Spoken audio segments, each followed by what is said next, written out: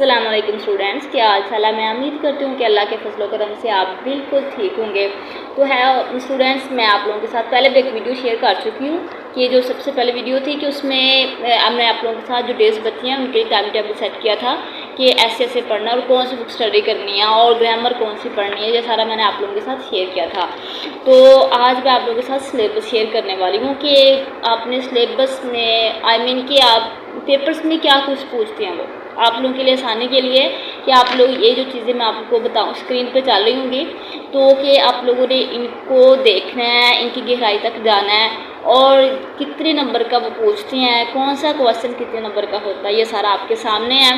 तो आप अपनी नोटबुक पे कॉपी कर लें। उसके बाद आप जनरल नॉलेज की बात आती है। जनरल नॉलेज जो होता है, ये जीके का जो पेपर होता है, ये 20 नंबर का पूछते हैं। 80 नंबर का वो अपनी बुक से रिलेट पूछते हैं कि उर्दू के बारे में पूछना उन्होंने सारा।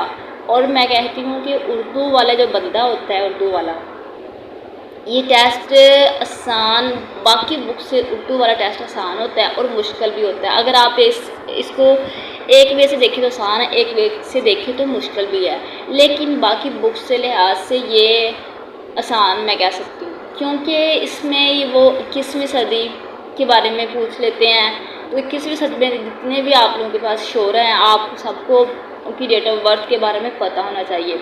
तो आपको ये पता होना चाहिए कि उर्दू कब कैसे आई। बस ये 2-3 टॉपिक जो मेन है इनको स्टडी करें। नज़म, नसर, कसीदा, ये सारी रुबाई, ये सारे आपको पता होना चाहिए। और ग्रामर भी इतनी मुश्किल नहीं पूछते। तो आपने ग्रामर, कुछ स्टूडेंट्स ना ग्रामर को लेकर बहुत ज़्यादा परेशान हैं। तो बेटा ग्रामर को भी स्टडी करनी है आपने, लेकिन सर पे सवार नहीं कर लेना उनको, लेकिन बस आसान पूछते हैं। मैं आप लोगों के साथ वो भी शेयर करूँगी, लेकिन मैं आप लोगों के साथ आज सिलेबस शेयर करती हूँ बेटा। उसके बाद मैं टॉपिक वाइज आपको लेके चलूँगी कि डेली का आपने टॉपिक, इस टॉपिक को स्टडी करना है। और इंशाल्लाह हम इसको स्टडी करेंगे क्लासिकी अदब। कल इसको स्टडी करेंगे क्लासिकी अदब। क्लासिकी अदब में क्या कुछ होता है, क्या कुछ नहीं होता, ये सारा, कौन सी जो पोइट्री है वो क्लासिकी है, कौन सी नहीं है, इसमें फ़र्क आपको बताऊंगी कि इंशाल्लाह क्लासिकी इंशाल्लाह कल बताऊंगी, कल वाली वीडियो में। और इसके बाद जदीद अदब, 21वीं सदी का अदब, ऐसा टॉपिक, ये 15 टॉपिक है हमारे पास। तो इंशाल्लाह इसको हम स्टडी करेंगे। बात बेटा ये नहीं कि आप नोटबुक पे कॉपी कर लेते हैं, उसके बाद आप पढ़ते नहीं हैं, आप अपने बुक्स को टाइम नहीं देते, तो बेटा फिर वो इल्म नहीं होता। इल्म वही होता है कि आपने किसी को सुना है, उसको जहन में भी रखें, उस पर अमल भी करें।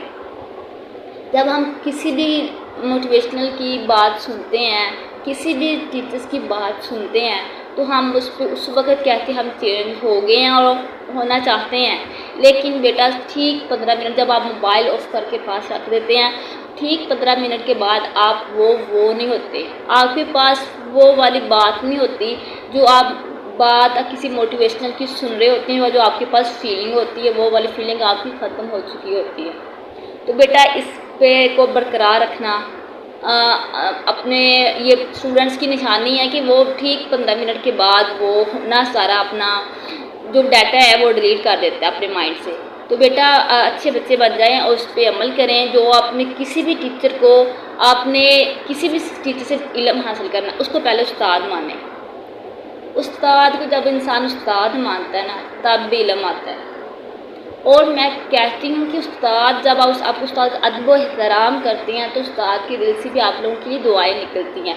और जो वो दुआएं होती हैं, आपकी मेहनत कम है, लेकिन वो पेरेंट्स की दुआएं, वालिदैन की दुआएं, उस्तादा की दुआएं आपको कामयाब कर देती है। आप कुछ ऐसे इवेंट्स आते हैं, आप लोग हैरान होते हैं कि भाई मेरे तो मेहनत इतनी नहीं थी, लेकिन नंबर कैसे आ गए।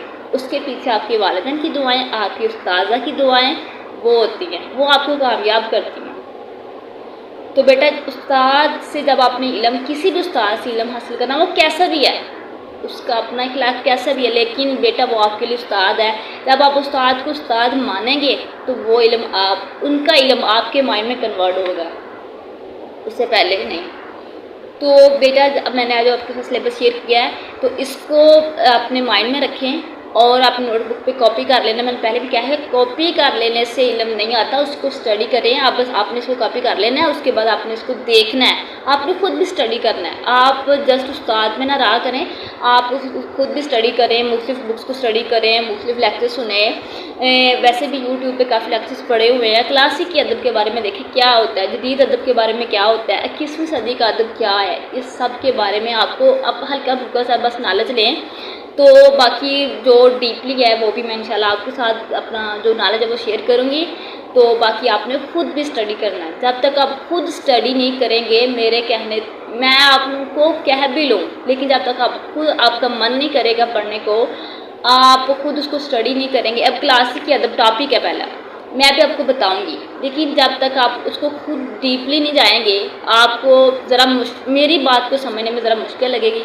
आप टॉपिक ले लें, आपको पता है कि मैं हमने क्लासिक की अदब को समझाना है, आप मेरे समझने से पहले, मेरी वीडियो आने से पहले आप उस पर खुद स्टडी करें, आप इसकी खुद वीडियोज़ सुने, और इसके बाद जो आपको देखना, आपको 100 से 50% खुद समझ आ जाएगी, लेकिन जो 50 रह गई थी वो मेरे लेक्चर सुनने के बाद आपको समझ आ जाएगी।